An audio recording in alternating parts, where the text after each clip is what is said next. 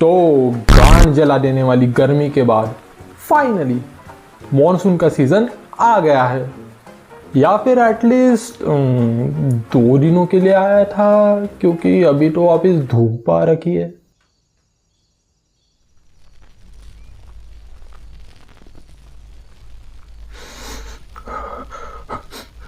Please please पीछा छोड़ दे मेरा, प्लीज।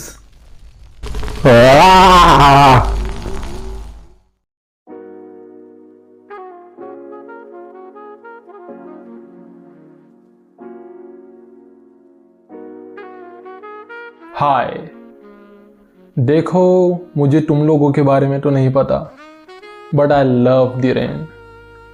मतलब the vibe is so amazing, it gets me feeling all romantic, you know what I mean? I mean the raindrops fills my heart with so much joy, I couldn't help but feel grateful to। ओ भाई, ये बकवास बाद में कर लेना, पहले सामान बचा ले, घर डूब रहा है।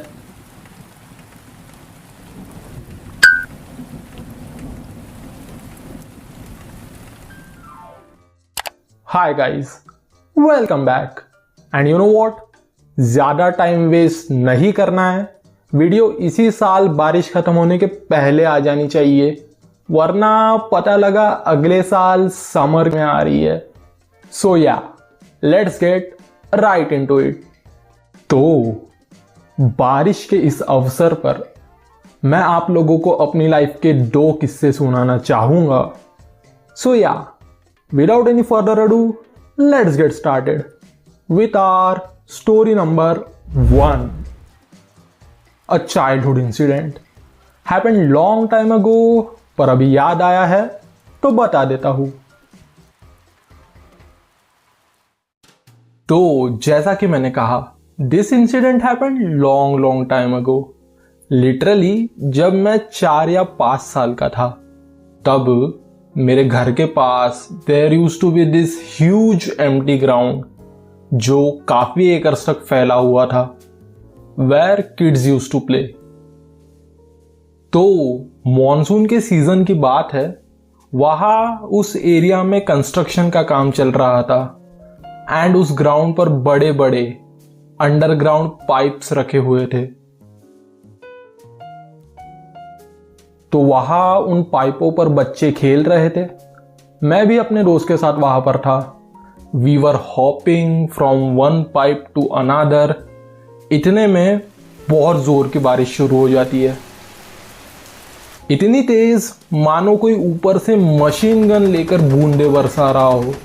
एनीवेज, उस बौछार से बचने के लिए हम वहां से भागते हैं और बारिश के पानी से स्लीपरी हो चुके पाइप्स पर भागने से क्या हो सकता है।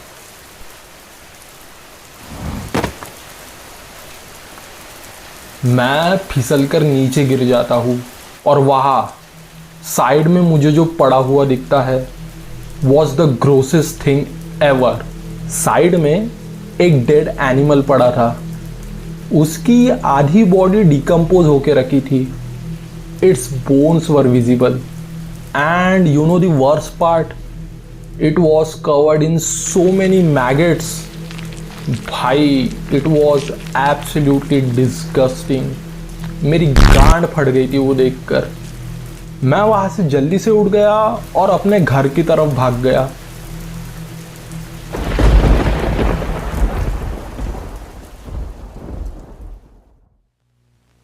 Now that I think of that moment, I couldn't help but wonder, what if मैं साइड में गिरने की बजाय उस गलगले जानवर के ऊपर गिर गया होता, वो भी मुंह के बल।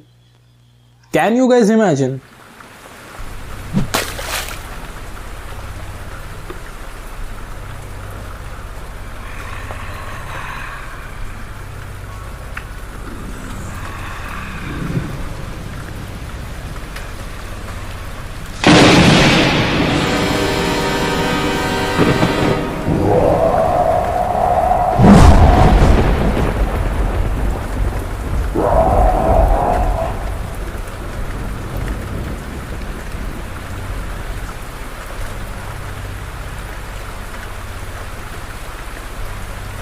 कहानी number 2, the great struggle to leave the school.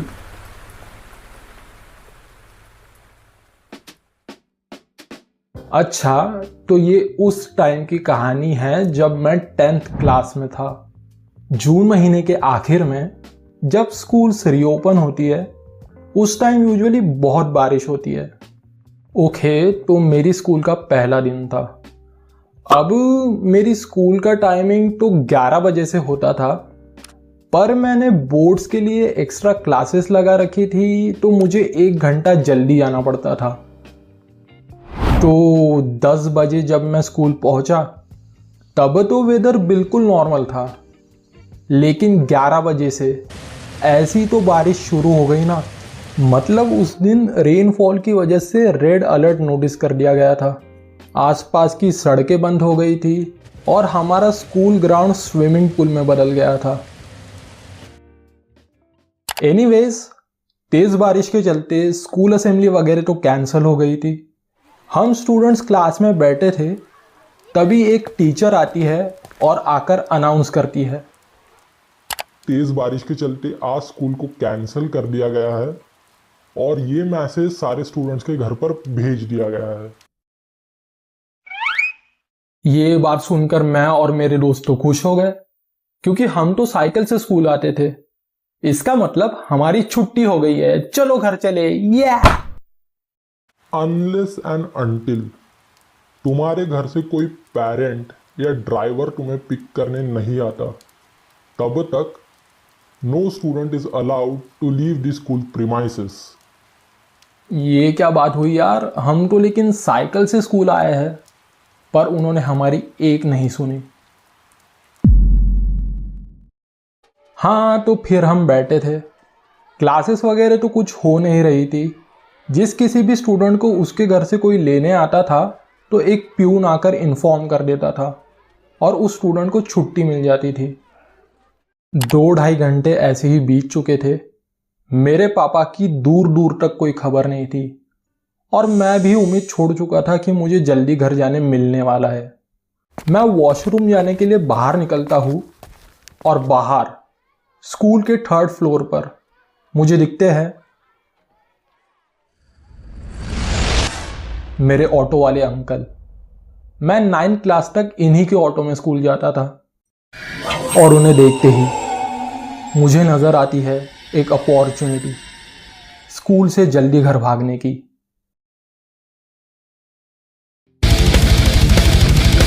मैं बिना टाइम वेस्ट किए जल्दी से स्कूल के 3rd फ्लोर पर भागता हूँ।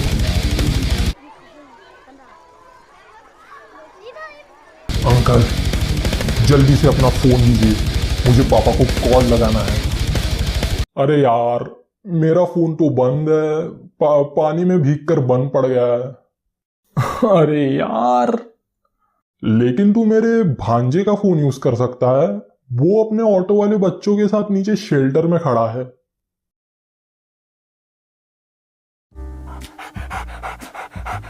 हाँ, तो मैं उनसे फोन मांगकर फाइनली पापा को कॉल लगाता हूँ।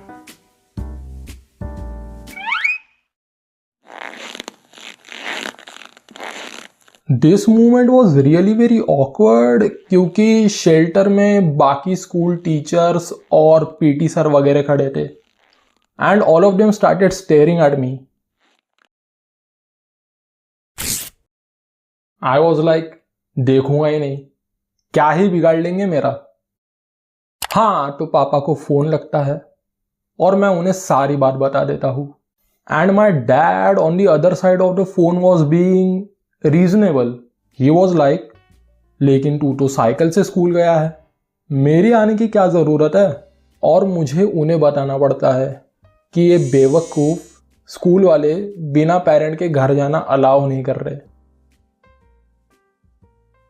फिर आधा घंटा और वेट करने के बाद प्यून आकर बताता है कि मेरे पापा मुझे लेने आ गए हैं, चलो घर चले।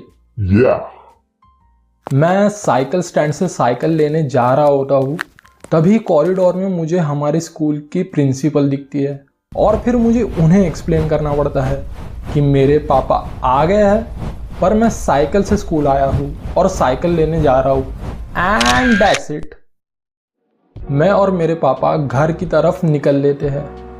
थैंकफुली इस टाइम तक बारिश रुक चुकी थी, तो हम घर जाते वक्त भीगे नहीं थे। अब जब मैं उस दिन के बारे में सोचता हूँ तो ऐसा लगता है कि इतनी भी क्या डेस्पिरेशन थी घर जाने की। छुट्टी होने तक थोड़ी देर और वेट कर लेता। बट देन अगेन, स्कूल से जल्दी घर जाने की गोल्डन अपॉर्चुनिटी बार बार थोड़ी ना मिलती है। So I guess it's all right. तो ये थी मेरी 2 बारिश रिलेटेड कहानियाँ। कमेंट सेक्शन में अपनी मॉनसून रिलेटेड मेमोरीज शेयर करो। तुम में से बचपन में कोई नाले में वगैरह बह गया हो, या किसी के घर बारिश के टाइम मगरमच्छ वगैरह घुस गया हो? I would really like to know. Thank you so much for watching and I will see you guys in the next one.